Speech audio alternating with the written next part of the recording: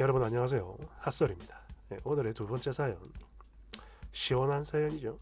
제목: 조강 지쳐버리고 가버리더니 결국엔 천벌을 받아버렸네. 그래, 숲의 생활은 좀 할만하니? 여러분 안녕하세요. 저는 결혼 1년이 간 넘은 30대 초반의 새댁입니다. 지금 잠도 안 오고 옛날 이야기가 생각나서 이렇게 몇 줄 써보고자 해요. 옷 하나 띄어쓰기는 너그럽게 봐주시길 바라고, 그리고 본문 전에 한 가지 참고를 하셔야 할 게 있는데요. 제가 제목에는 조강지처라는 말을 쓰긴 했지만 사실 부부는 아니었고요, 그냥 연인이었습니다.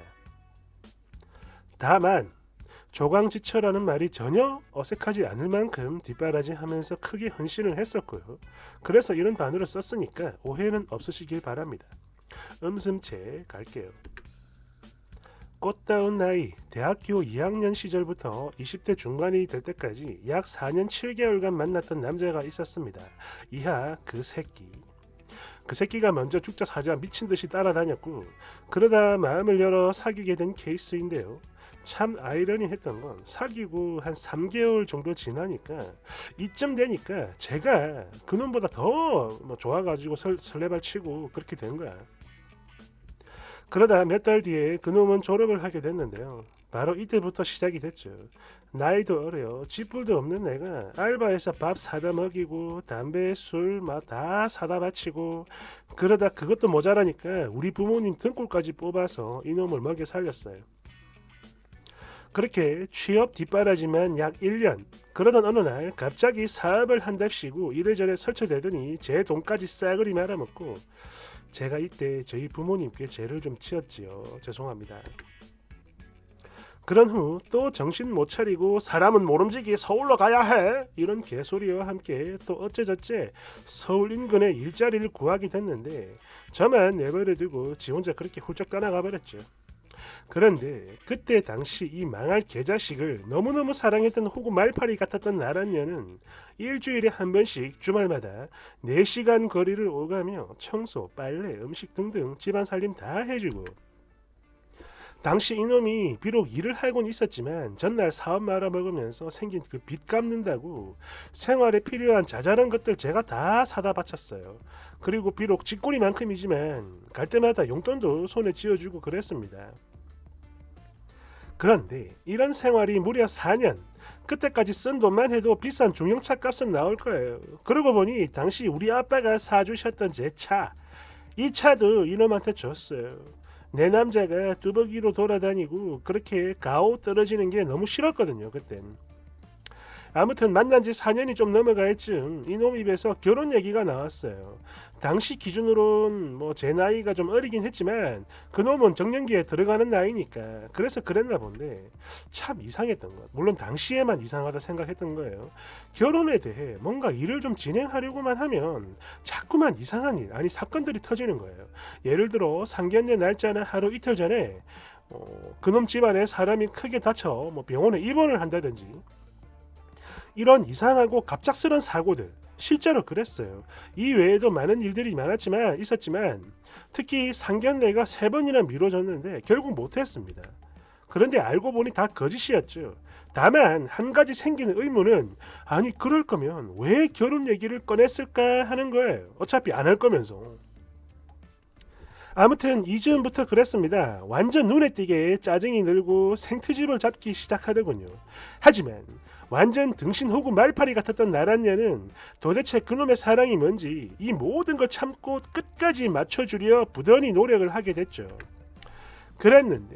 그러고 있는데 그놈이 정말 오랜만에 고향으로 내려오던 바로 그날, 진짜 제가 얼마나 기가 막히고 억울했으면 그날 날짜랑 요일도 다 기억해요. 금요일 밤이었습니다. 그날 저희 엄마는 예비사위 온다고 아침부터 정성을 다해 음식들을 장만하셨는데 이놈은 우리 집에 오질 않았어요. 그냥 나와라, 술 한잔 마시자, 전화로 이런 소리만 하는 겁니다. 그래서 아침까지 마시고 우리 집에서 자기로 했는데 그렇게 약속을 하고 나가서 만났거든요. 그런데 보자마자 첫 마디가 헤어져, 이거였어요. 아무 이유도 모르죠, 저는. 그냥 장난치는 거라 여겨요. 막 애교도 떨어보고 그랬는데 너무나 심각한 표정에 이건 진짜구나, 장난치지 마 이러면서 울어도 봤지만 정말 냉철한 아무 소용이 없었어요. 결국 저도 엉엉 울면서 이별을 받아들이게 됐죠. 알았어. 알았으니까 오늘 말고 내일 헤어져. 우리 엄마가 오빠 오길 계속 기다리고 있어. 이렇게 막 엉엉 울면서 매달려 봤지만 이놈은 잔인하게 그 자리에서 저를 버리고 갔고 정확히 6개월 뒤에 다른 여자와 결혼을 했습니다. 그러니까 이놈은 이미 양다리를 걸치고 있었던 거예요. 제 멘탈은 그야말로 산산조각 났지요. 그 긴 시간 온갖 정성을 다해 뒷바라지 해가면서 겨우 사람처럼 살게 사람 구실하게 해줬더니 죽 써서 개준 꼴입니다. 옷, 시계, 신발은 물론 수건에다 속옷 한 장까지 전부 다 제가 사 입히고 그랬던 건데, 그런데 이 자식 원래 외모 지상주의의 끝판왕이거든요. 그런 놈인데 결혼한 여자가 솔직히 못생겼어요. 많이 못생겼습니다. 거기다 나이도 그놈보다 4살인가 더 많다고 들었어요. 나는 그놈 눈에 눈높이에 맞춰주려고 막 안 해본 다이어트가 없었고 늘 날씬했거든요. 그럼에도 살 빼라고 난리치던 놈이, 그런 놈이 외모를 1도 안 보고 바람을 핀 겁니다. 그런데 역시나 그럴 만한 이유가 있었던 게요. 그 여자가 나이는 좀 있지만 집안 좋고 능력 좋은 그런 사람이었어요. 저 또한 이때는 학교 졸업하고 저희 아빠 도움으로 자영업을 하고 있던 터라 제 또래들보다는 훨씬 많이 버는 그런 편에 속했는데, 그런 저하고도 아예 비교조차 안 될 정도로 엄청 여유 있고 능력 있는 그런 집안의 여자였어요. 또 돈도 잘 벌고. 아무튼 이 소식을 듣고 저는 분노 조절이 안 됐습니다.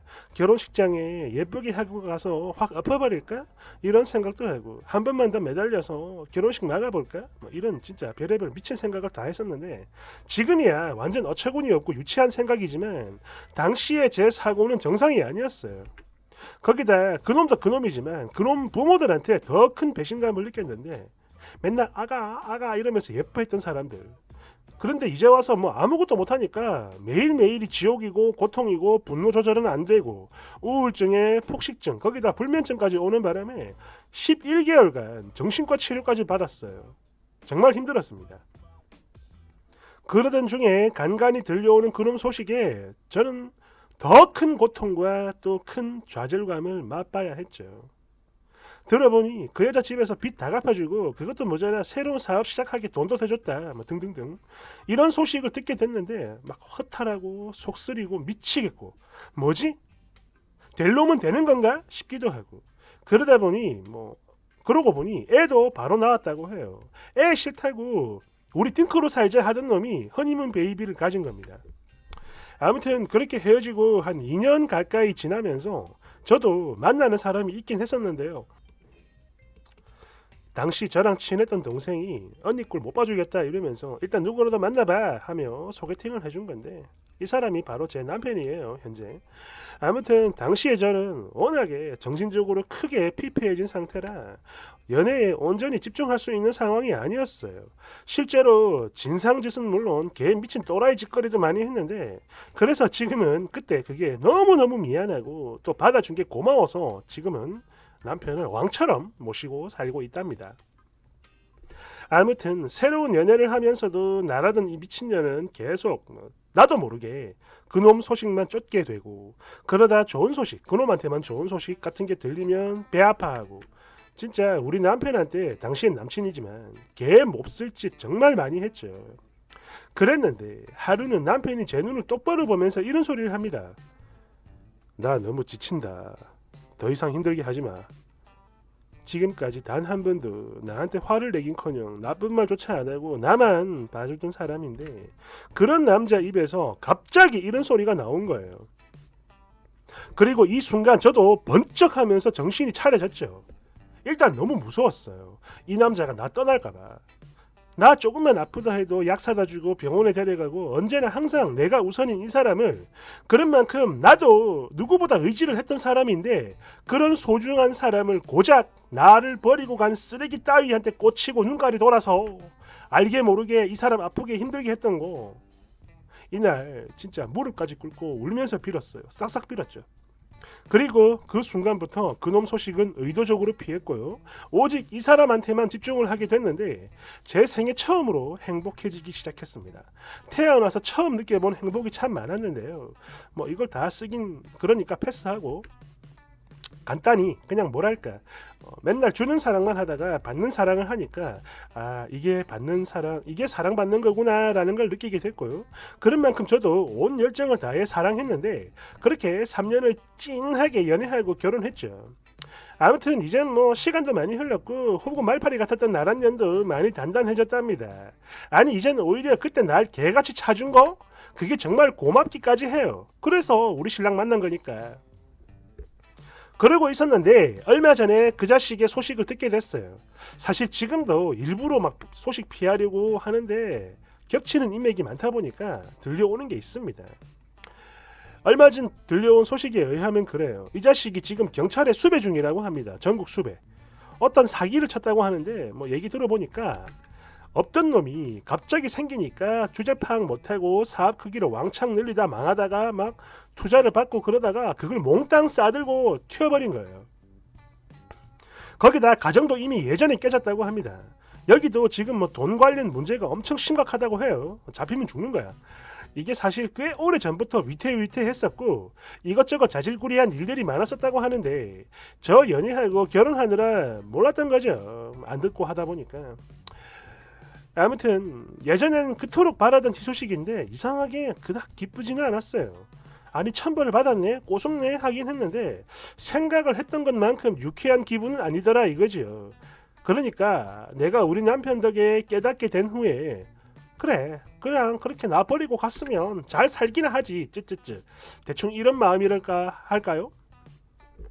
내가 저주를 해서 그렇게 된 건가 싶기도 하고 아무튼 인과응보라고 봅니다. 제가 이 글을 쓰는 이유는 제가 이 글을 쓰는 이유는 그거예요. 벌 받을 사람은 언젠가 벌을 받는다 이겁니다. 그러니까 버림받아서 아파하는 청춘들 너무 심하게 오랫동안 아파하지 않았으면 좋겠어요. 나는 지금 딱 하나 후회되는 거 이거 하나입니다. 이놈이랑 만난 4년이 아까운 게 아니라 그 자식을 미워했던 시간들이 훨씬 더 아깝고 후회가 돼요.